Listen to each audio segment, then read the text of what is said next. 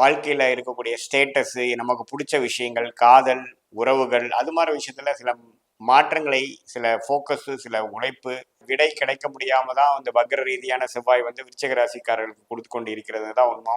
கொஞ்சம் புத்தி தெளிவாக சில விஷயங்களை யோசித்து பண்ணக்கூடிய அமைப்புகள் உண்டு. இப்போ மாணவர்கள் நல்லா படிக்கக்கூடிய அமைப்புகள், கொஞ்சம் ஆர்வமாக படிக்கக்கூடிய அமைப்புகள், உங்களுக்கு பிடித்த விஷயங்கள் எல்லாம் கொஞ்சம் கவனமாக பார்த்து தான் சிலதெல்லாம் செய்ய வேண்டிய அமைப்புகள் இருக்குது. கொஞ்சம் லேசினஸ்ஸு, கொஞ்சம் சோம்பேறித்தனம், முடிவெடுக்க முடியாத தன்மை, இது எல்லாமே கொஞ்சம் மாறி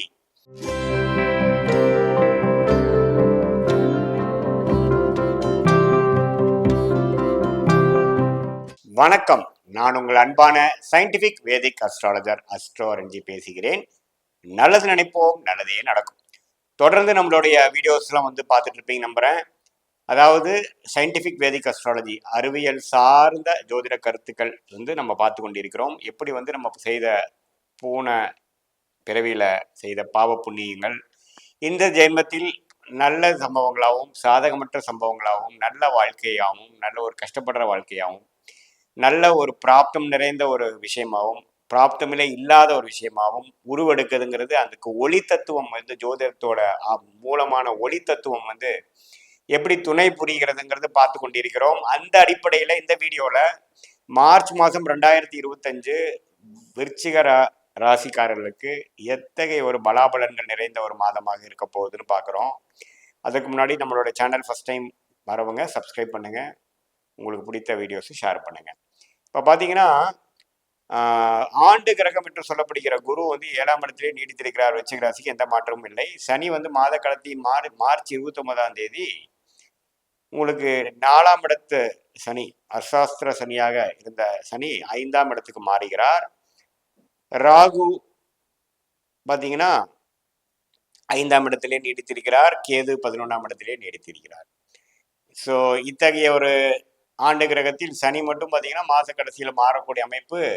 5ஆம் இடம் என்று சொல்லப்படுகிற புத்திரஸ்தானத்துக்கு மாறுவது பார்த்தீங்கன்னா குழந்தைகள் விஷயமா, வாழ்க்கையில் இருக்கக்கூடிய ஸ்டேட்டஸு, நமக்கு பிடிச்ச விஷயங்கள், காதல், உறவுகள், அது மாதிரி விஷயத்துல சில மாற்றங்களை, சில ஃபோக்கஸு, சில உழைப்பு இதெல்லாம் கொடுக்கக்கூடிய ஒரு காலகட்டமாக அடுத்த 2 வருஷத்துக்கு விருச்சிக ராசிக்காரர்களுக்கு பொதுவான பலன்கள் கொடுக்கக்கூடிய அமைப்புக்கு ஒருங்கிற ஒரு ஆரம்ப கட்ட ஒரு மாதமாக இந்த மார்ச் மாதம் இருக்க போகுதுங்கிறது தெரிஞ்சுக்கணும். அதே சமயத்தில் நம்மளோட ராசி அதிபதி என்று சொல்லப்படுகிற செவ்வாய் வந்து 8ஆம் இடத்திலே நீடித்து வக்ர ரீதியாக மிதுனத்திலே கடந்த 1 மாதம் 2 மாதமாக மார்ச் மாதம் முழுவதும் இருக்கிறார். 8ஆம் இடத்து இருக்கக்கூடிய ராசி அதிபதி பார்த்தீங்கன்னா எந்த ஒரு சுப பார்வை பெறாமல் அது மிதுனத்தில் இருக்கக்கூடிய செவ்வாய் வந்து கொஞ்சம் ஒரு மாதிரி சில விஷயங்களுக்கெல்லாம் விடை கிடைக்க முடியாம தான் அந்த வக்ர ரீதியான செவ்வாய் வந்து விருச்சிக ராசிக்காரர்களுக்கு கொடுத்து கொண்டு இருக்கிறது தான் உண்மை.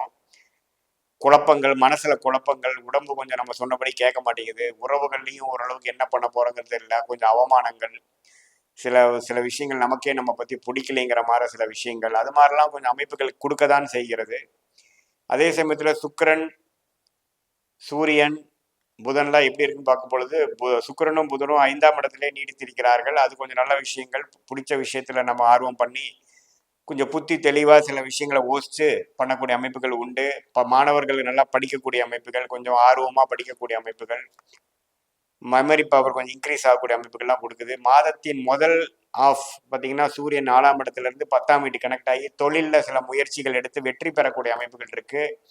அதில் சில நாட்கள் பார்த்தீங்கன்னா சனியோட சேர்ந்து சில தொழில் பாதிப்பு, அரசு ரீதியான பிரச்சனைகள், அப்பா ரீதியான சில விஷயத்தில் வந்து கருத்து வேறுபாடுகள், அது மாதிரி சில விஷயங்கள் வந்து சில நாட்கள் மாதத்தின் முதல் ஆஃப் ஃபஸ்ட்டு 15 டேஸ் இருக்கக்கூடிய வாய்ப்புகள் இருக்குது. கவனமாக இருக்கணும். செகண்ட் ஹாஃப்ல பார்த்தீங்கன்னா சூரியனும் பார்த்தீங்கன்னா 5ஆம் இடத்துக்கு போகிறார். நல்ல விஷயம். ஏன்னா என்ன, புதன், சுக்கிரன், சூரியன் எல்லாமே ராகுவால் பீடிக்கப்படுகிறார். கொஞ்சம் டிஸ்டர்பன்ஸ் இருக்கும். குழந்தைகள் விஷயங்கள், உங்களுக்கு பிடித்த விஷயங்கள் எல்லாம் கொஞ்சம் கவனமாக பார்த்து தான் சிலதெல்லாம் செய்ய வேண்டிய அமைப்புகள் இருக்குது. தப்பு இல்லை. பட் இருந்தாலும் 11ஆம் இடத்துக்கு கனெக்ட் ஆகக்கூடிய புதன் பார்த்தீங்கன்னா சில மேன்மைகளும் இது மாதிரி ஒரு மாதிரியான டைமில் டிரான்சிஷனரி டைமில் ஒரு கன்ஃபியூஷன் இருந்த டைமில் ஒரு சில பெனிஃபிட்ஸும் கிடைக்கக்கூடிய அமைப்புகள் புதன் வந்து 11ஆம் இடத்தோட கனெக்ட் ஆகிறது கண்டிப்பாக கொடுக்கும். என்ன ஒரு சூரியன், புதன், சுக்கிரனுங்கிற 3 கிரகங்களும் வந்து ராகு கேதுகளோட சம்மந்தப்படும் பொழுது கொஞ்சம் சில கிளாரிட்டி இல்லாமல் இருக்கும். ஸோ புதிய முயற்சிகள் எடுக்கிறது, ஒரு வாழ்க்கைக்கு வந்து முக்கியமான சில முடிவுகள் எடுக்கிறது இந்த மாதம் கொஞ்சம் அவாய்ட் பண்ணிக்கிறது நல்லது. ஸோ அது மாதிரி அமைப்புகள் வந்து கொஞ்சம் விருச்சிக ராசிக்காரர்கள் கவனமாக இருக்கணும். பட் என்னதான் இருந்தாலும் ராசியை குரு பார்க்கறது வந்து ஓரளவுக்கு புத்துணர்ச்சியோடவும் எல்லா பிரச்சனைகளும் சமாளிக்கக்கூடிய ஒரு பலத்தையும் கொடுக்கும். இதுவரை சனி வந்து 10ஆம் பார்வையாக ராசியை பார்த்து மந்தப்படுத்தி நெகட்டிவான சில விஷயங்கள் கொடுத்துட்டு இருந்தது பார்த்தீங்கன்னா, அந்த மே 29க்கு மேலே 5ஆம் இடத்துக்கு போய் ராசியை பார்ப்பதை வந்து தவிர்க்கப்படுகிறது. ஸோ ராசியை பார்க்காம 2ஆம் இடத்தை தான் பார்க்க போறாரு. ஸோ ஓரளவுக்கு மனம் புத்துணர்ச்சி பெறக்கூடிய அமைப்புகள் உண்டு.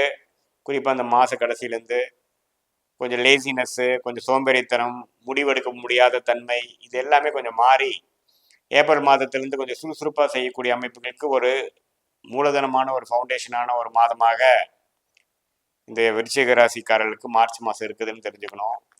பொதுவாக பெரிய முடிவுகள்லாம் கொஞ்சம் எடுக்காமல் கொஞ்சம் கிரவுண்ட் ஒர்க் பண்ணிக்கக்கூடிய அமைப்புகள் மட்டும் பார்த்துக்கணும். இல்லத்தரசிகளுக்கும் பார்த்தீங்கன்னா சுக்கிரனே வந்து உச்சம் பெற்று ராகுவோடு சேரும் பொழுது சில பேர்த்துக்கு பார்த்தீங்கன்னா நல்ல ஒரு குடும்பத்தில் ஒரு சுபிக்ஷமான ஒரு விஷயங்கள், சில இதெல்லாம் வந்து ஒரு சுப விரயங்கள் செய்து ஒரு வீட்டை வசதிப்படுத்திக்கிறது, அது மாதிரி பண்ணலாம். இளம் வயதினருக்கு வந்து காதல் கை கூடக்கூடிய அமைப்பு. ஏன்னா சுக்கிரனே 7ஆம் வீட்டு அதிபதியாக இருந்து ராகுவோட சம்மந்தப்படும் போது கொஞ்சம் அந்நியரோட சில பழக்கங்கள் வந்து நட்பு வந்து காதலாக மாறக்கூடிய அமைப்புகளாக இருக்கக்கூடிய அமைப்புகள் உண்டு. ஸோ இதெல்லாமே ஒரு சாதகமான ஒரு அமைப்பு தான். ஸோ குருவின் பார்வை, சனியின் மாற்றம், ராகு கேதுவோட அமைப்பு, அப்புறம் இந்த மாத கிரகங்களோட அமைப்பெல்லாம் பார்க்கும் பொழுது ஓரளவுக்கு சாதகமாக இருக்கிறது. பட் ராசி அதிபதி 8ல் நீடித்து வக்ர ரீதியாக இருக்கிறதுனால எல்லாமே கொஞ்சம் ஸ்லோவாக தான் நடக்கும். உங்களுடைய வேகத்துக்கு எதுவுமே நடக்காத மாதிரி ஒரு அமைப்புகள் இருக்க தான் செய்கிறது. ஸோ அதனால் கொஞ்சம் பொறுமையையும் விவேகத்தையும் கடைபிடிக்க வேணுங்கிறது கேட்டுக்கொள்ளப்படுகிறது. மற்றபடி பார்த்தீங்கன்னா